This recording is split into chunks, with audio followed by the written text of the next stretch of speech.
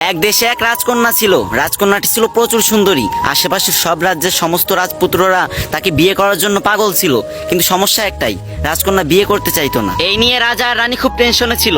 রাজকন্যাকে অনেক বোঝানোর পর অবশেষে সে বিয়েতে রাজি হলো, কিন্তু বলল আমার একটা শর্ত আছে। আমি যে ছেলেকে পছন্দ করব তাকে আমি একটা পরীক্ষা দেব। পরীক্ষাটি হলো সে 3 দিন 3 রাত একটানা ঘুমাইতে পারবে না।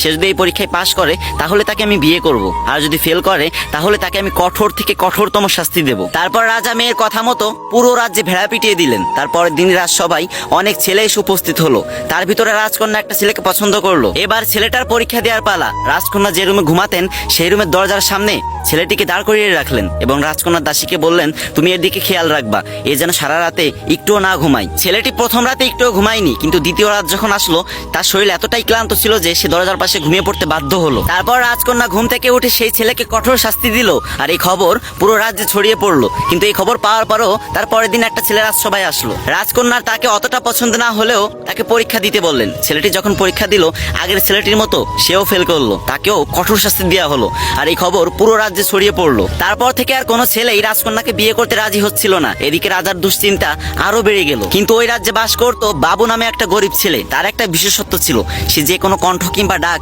নিমিষে নকল করে ফেলতো, তাই মানুষ তাকে নকল বাবু বলে ডাকতো। শুধু ডাকই না, সে বিভিন্ন ভয়ঙ্কর আওয়াজ করতে পারতো।